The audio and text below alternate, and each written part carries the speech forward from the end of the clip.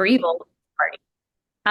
And that was a rough time in our lives in a lot of ways. We passed really good and important legislation, but we also left a lot on the table in part because of this incredibly well organized force that was making our lives hell every day.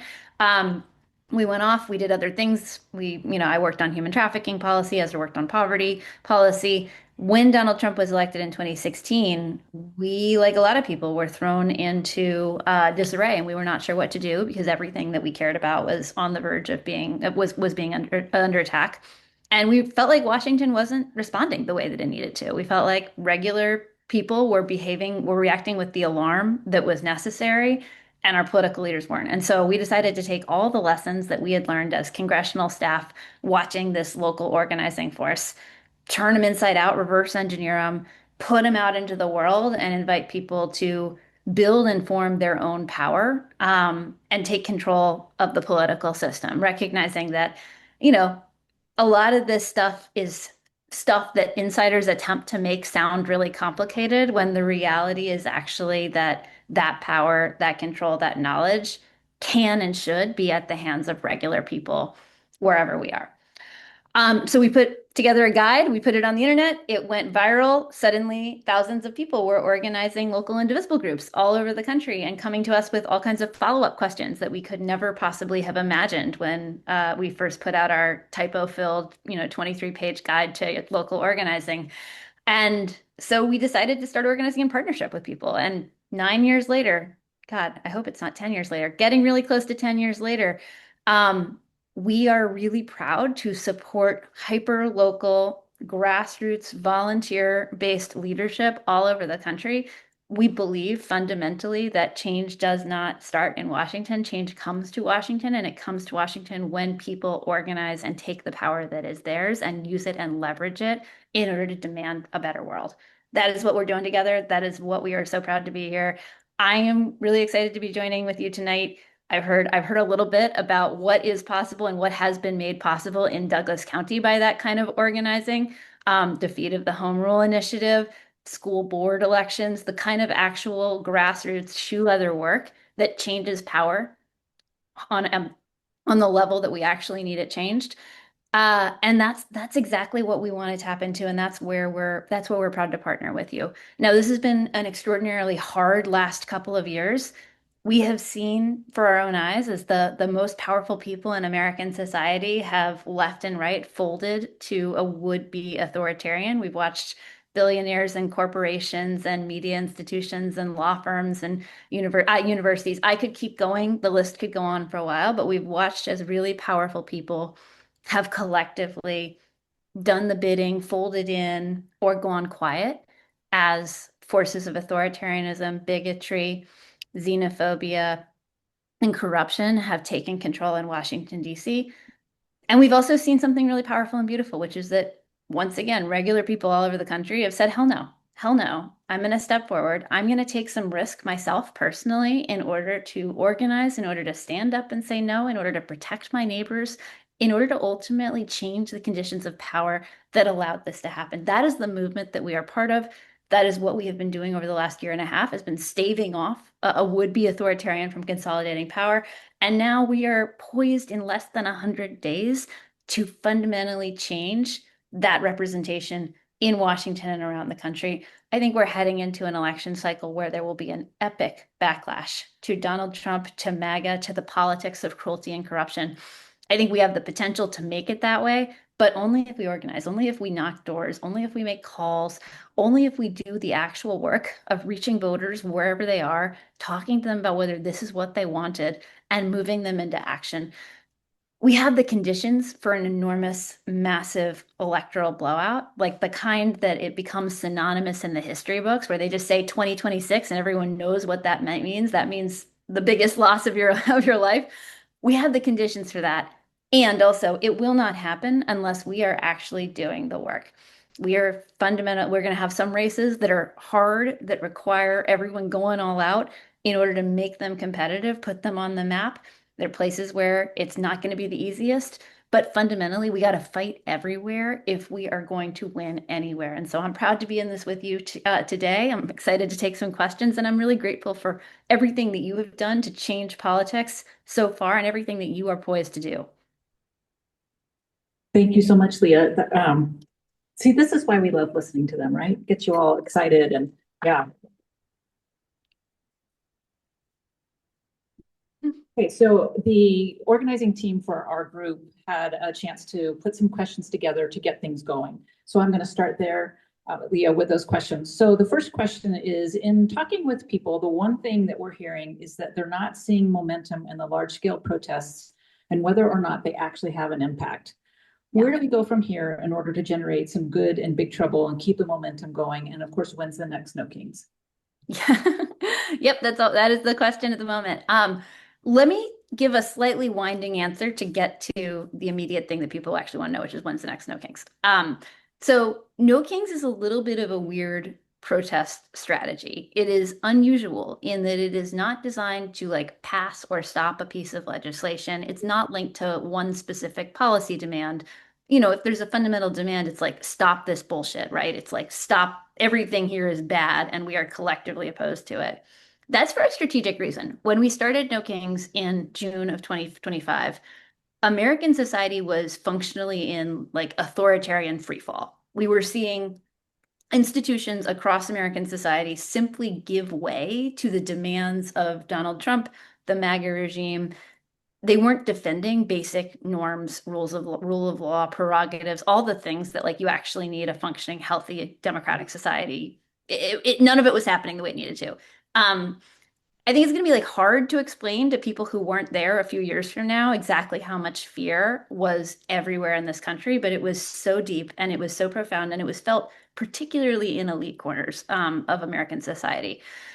And so the basic idea behind No Kings was we have to break out of this like sense that he is going to inevitably consolidate power. We have to challenge the narrative that he is capable of doing these things. We actually have to like make everybody in American society who is thinking about how do I meet my own needs think, oh, he's not going to actually win. He's not going to successfully consolidate power. I need to hedge my bets and not just go along with this.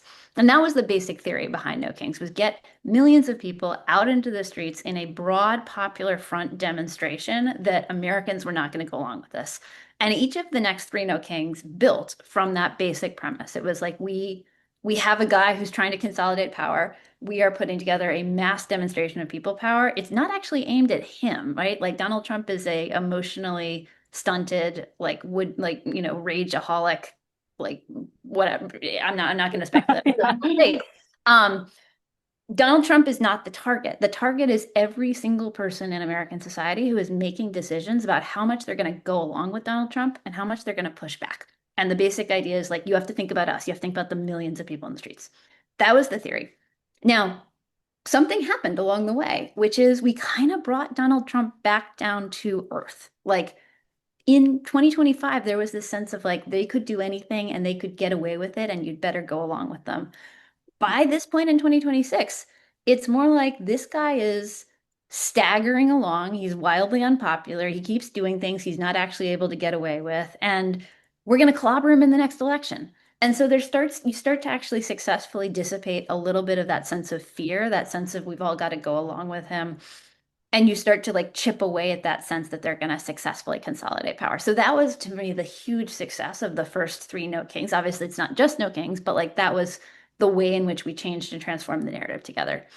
And also, you can't just have protests that don't have demands, that don't have specific goals, that don't actually build towards something over and over and over again without a theory of the case. And so what we actually heard from a bunch of people who were organizing these protests, what we heard from a lot of partners as we were kind of thinking about what's the next act was the really clear next act for No Kings is turning out the vote and protecting the election from sabotage. That like this is fundamentally a broad popular front for democracy, and the role of that broad popular front is making sure that everyone votes, protecting the vote, and protecting the actual functions of a democratic institution, and ensuring that like we have an election and the election votes are counted appropriately.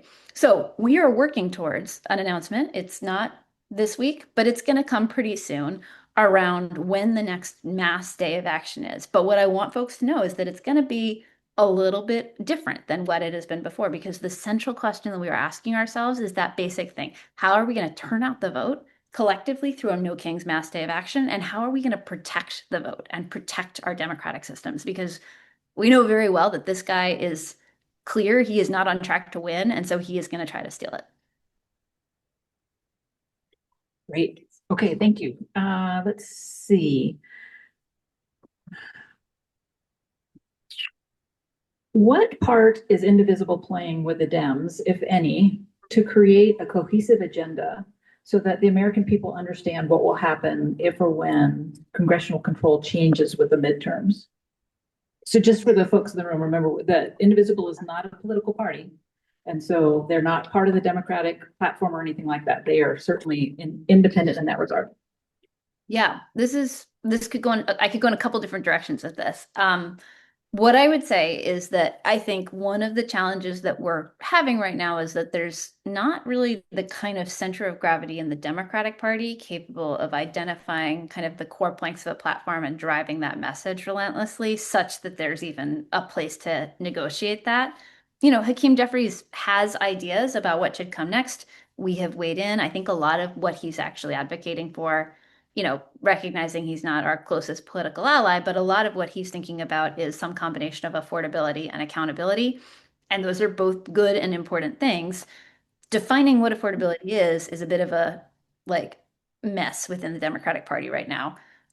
So, your mileage might vary in terms of the actual policy ideas on the table, but the basic idea of like we need to bring down people's costs and we need to cut down on corruption, that's not bad. That's a pretty solid electoral pitch. It's going to be articulated differently by different people.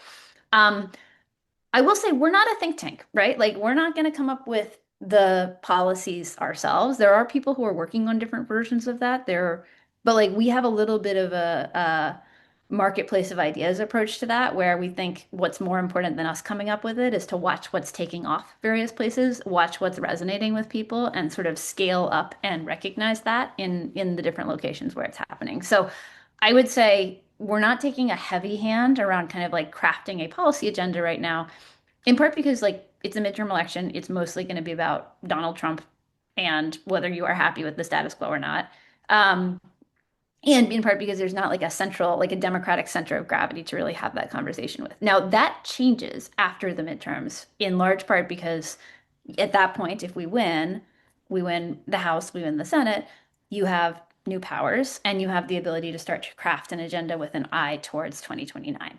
What I will say about that is, again, we're starting pretty slow. We're starting from scratch. We're going to want to do a ton of consultation with indivisible groups, because this is not the kind of thing where like I can go in a room and write my own policy platform and be like, come on, everybody, it's the indivisible platform. It actually has to be genuinely built with consultation from folks who are doing the work everywhere. And also, that's one thing. It has to be built with consultation.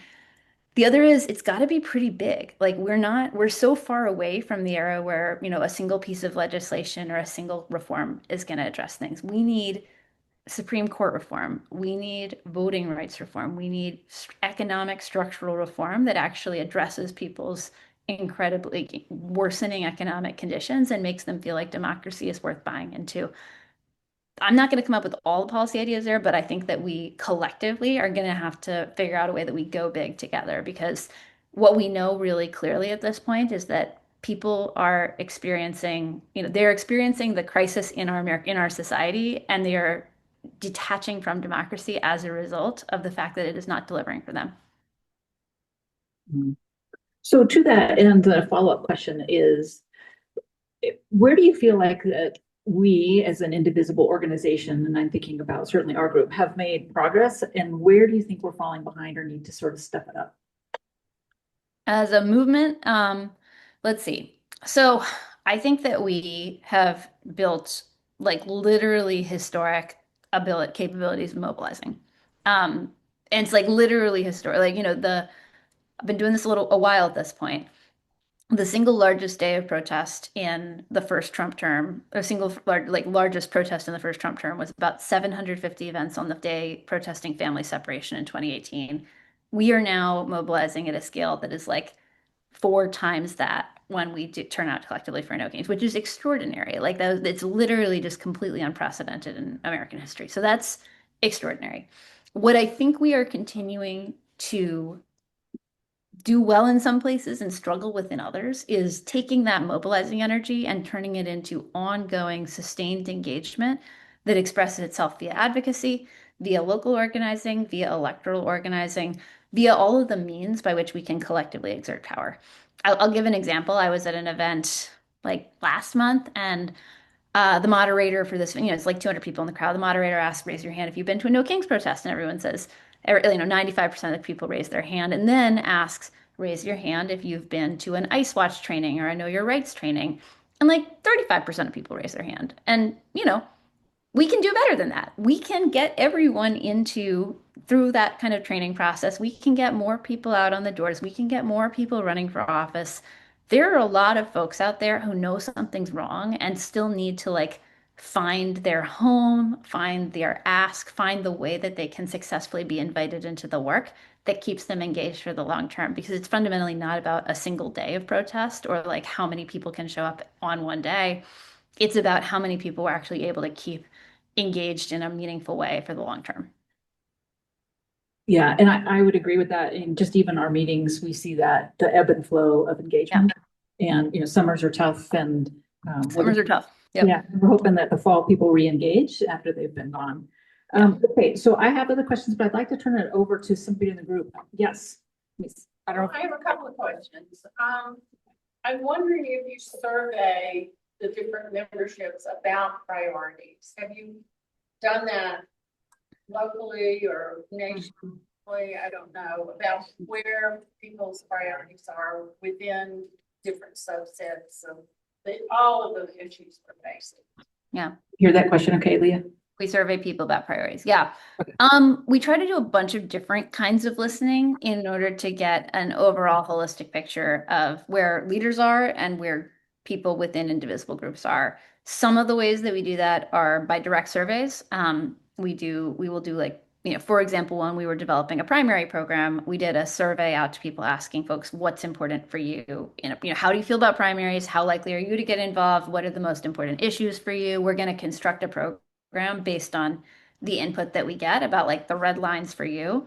And out of that, we built kind of like the core theory of the primary program, which was very much like locals lead. Here are some core principles that we've got widespread agreement are not, don't lines we don't cross. And, national is going to support. So that's like an example of you build a program with input. Similarly, when we did a big push around structural democracy reform, and this was, in the Biden era, that was the product of some super intensive listening around what was important to people, where were they focusing their energy, what was their analysis of the problem that led us to say where we can go big as a movement together is around structural democracy reform and voting rights. We also like for stuff that's faster, we'll do something we call a movement pulse check, which is basically our organizers will ping people, ping group leaders, ask them, how much are you working on this? How much do you want to be working on this? Like, scale of 1 to 5, how involved are your members? Stuff like that, where we're just trying to gather a bunch of inputs to say, this is something that's really activating people. We can go bigger, or this is something that people are not really tracking that much. We don't have to.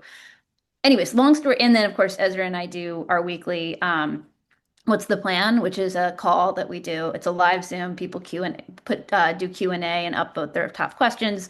We're able to get a sense from kind of the upvotes and the like massive avalanche of emojis that come at us, whether people like what we're saying or do not like it or are energized by it. And we try to actually kind of like vibe with and hear from people as we go. So the short answer is we try to do a bunch of different listening, and then we take all those inputs and try to put them together into a picture that looks cohesive and craft strategy around it. Okay, one last thing, and I hear this from a lot of Democrats and other candidates that are targeting Trump, and the Republicans are making our lives miserable, and I don't hear enough people talking about the Republicans. Mm. I don't know if he's going to make it to the midterms. I mean, I'm just very concerned that you target only him, and we talk about him, and he's driving us all nuts, but the Republicans are who we want to beat. Yeah. I don't know that I hear enough of it. Well, I think that the best versions of that, and possibly why you feel like there's a gap, is not Trump plus Republicans in the broad sense of Republicans. It's Trump plus my local elected Republican who sucks and is enabling him. And so, like, when we're doing accountability, what we're encouraging people to do is go straight to Trump plus Mike Lawler, Republican in a swing district in North or New York. This is how he voted. This is how he answers when you ask him to, respond to something that Trump said, blah, blah, blah. Right. Accountability is best localized to the actual electeds you're trying to hold accountable. I totally agree with you. Like, we cannot just make a case around Trump. We have to make a case around Republicans. I do think that there is a stickiness and virality problem around the overall, like, quote unquote Republicans versus individual personalities that you can successfully and stories that you can successfully use to like drive home the themes. And so, it is going to be a balance. Like, it's not good if the conversation is heavily focused on, Donald Trump's personal foibles. But a lot of our successful maneuvers are actually, getting getting a Republican on the fact that they won't break from him. And I think we have a great example of being able to hold a local accountable because we live in Bobert's district. Yeah. And so, if you're not signed up to help Eileen try to flip that seat, I'd say get on board because and I know it's a long shot, but it's a shot we have to take and we have a really good shot at it. 100%, 100%. And this is a great example of what I was talking about. Like, we have got to put the entire map in play this cycle. There are places where there's going to be somebody who says, oh, don't go for that race. It's like a really long shot. But the reality is, fighting the long shots, whether or not you win the long shot, it actually gives everybody else a better shot at winning too. So, like, it's not even just about, it's about making them play for the entire map. It's about making them divide their resources. It's about just genuinely forcing even the Republicans who think they're safe to get a little bit freaked out and realize that they're not. Great. Who else? Yes, sir. I appreciate our neighbor's commentary regarding the focus on Republicans. My name is Ali. I'm a newcomer to both Douglas County and also to this group event after more than half a century living in Virginia. The other side of that coin is what's been the outreach. If we're to believe all these reports that we hear from usually more liberal outlets in terms of those, how many of those 70 plus million people, including MTG as of today, have you ever heard Ms. Green and she regrets her votes for Trump? If we're to believe, how many of those 70, let's face it, folks, more than 7 million Americans go to 3 times the sky. If we're to believe all those, how many of those people regret their votes? What's been the outreach to them? Primarily for our purposes, obviously, in the swing district, the real one. Yeah. This is not one of them. CD4 is not going to. Yeah. But when I go even to Ruby Red, Idaho, and a middle-aged lady I meet at a gas station, very humbly, very calm, says, I think that as a Christian, I believe that Israel is taking advantage of our friendship. When a lady in Ruby Red, Idaho is talking that way, very nice and plainly, politely, imagine people like me. So what's been maybe some of the prospects that in your experience has been the case, and what's been a way to gauge some of that? Yeah. It's a good question. I think what I would say here is I tend to think that there's some like somewhat unhelpful discourse that creates these binaries around like what we really need to go is go for the non-voters or the people who we lost who didn't vote. What we really need to go do is go for the like people who flipped to Trump in 2024. The reality is that as best we can tell, there's like not a hard clear division ideologically, demographically, et cetera, between like the people who didn't vote, who should have been our voters, but didn't vote in 2024, and the people who flipped to Trump in 2024. It's not as clear lines as you would think that there might be. You can actually think of those populations as kind of 2 big buckets. Anti-system voters, people who like don't like the status quo, don't trust politics, don't trust the system, generally perceive Donald Trump as the change candidate and Harris as the establishment candidate. That's the anti-system voters. And then affordability voters, people who are just like really freaking mad about inflation and the cost of living rising and did not view the Democratic political pitch as responsive to their concerns. And, there's some overlap between those populations. But the good news is like, you make that pitch the center of your conversation and you reach out to everyone. Like, You're not trying to target just non-voters. You're not trying to target just flippers. You're actually having one core message about corruption and the cost of living that reaches everyone and that has an element that is appealing to anti-system voters and an element that is appealing to like, I'm just trying to get by voters. So that would be my response. Thank you. Yeah, and I don't know if you're aware, so in Douglas County, we are more than 50% unaffiliated part of the voter registration. So, the Democrats, I think, have like 17% and the Republicans, I don't know, like whatever the difference would be, 34 or something. So, our big push in this is getting out the vote of the unaffiliated voters. And so that's going to be what you'll hear about us talk about in further conversations as well. 100%. Well, and that's something that I think is great about the Indivisible label is that while people might have kind of an ideological association with us, we can say credibly, like, we are independent of the Democratic Party. We are talking to people whether you're affiliated or not. It's not about one political party. It's about a set of values and people being in control of our politics. Yeah, exactly. What other questions from the group? Yes. What, if anything, can we do about seating the Congress, or can we do any actions for? I- for 2027? About Sorry. meeting the Congress? Yeah, when the Congress gets seated, that is like becoming the smart person's worry about the next weak point that might be like. Oh, preventing them from Yeah, stopping seating our representatives. Oh, so we might win, but they won't accept. Yes. Oh, okay. So making sure that they actually get sworn in and all that kind of stuff. Yeah. Yeah. I think there are that is one of several different concerns that we are tracking around election sabotage. Like I think the arc of this year is that they are going to throw enormous amounts of shit at the process of voting. They're going to try to suppress the vote. They're going to do everything they can to make the process of voting as like chaotic and unstable and restrictive as they can. They're going to do that to generate the like grounds for future legal challenges, which they will use to try to overturn the results they don't like and uphold the results they do.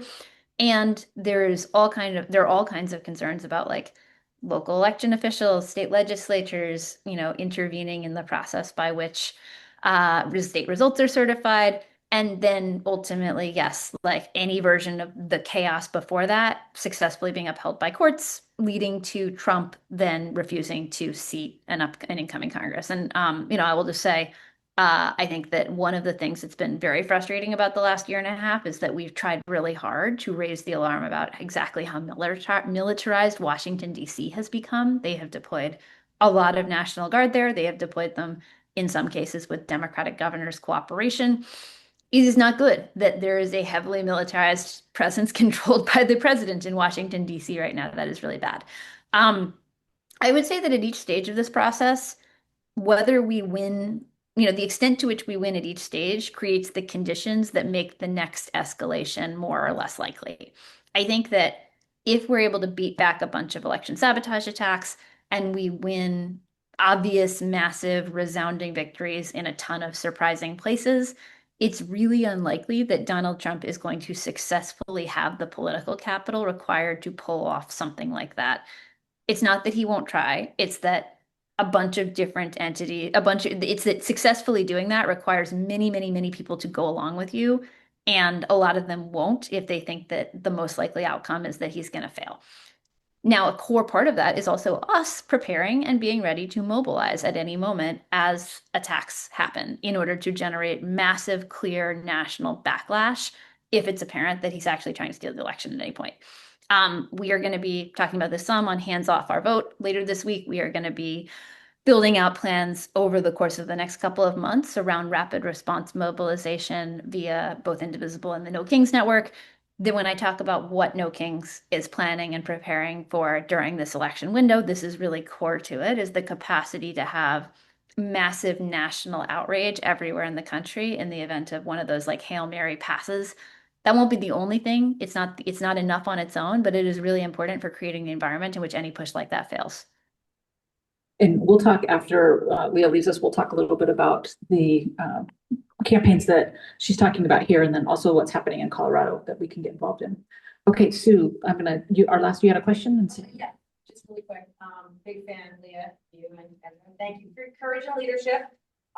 So the DNC is broke right now, and you talked about resources and the upcoming races and how important it is for us to get behind candidates. Are you really, I'm not really too concerned about the lack of funding. Of course, we should be, it was completely mismanaged, but do you feel like the momentum, the frustration, what's happening at the grassroots level is going to result in the success without the funding of the candidates that, you know, let's face it, most of them are Democrats that are on the ticket in these races that we have to win to get the House. So Yeah. I was curious what your take is on that. Yeah. Oh gosh, the DNC, that's a hard question to close out on.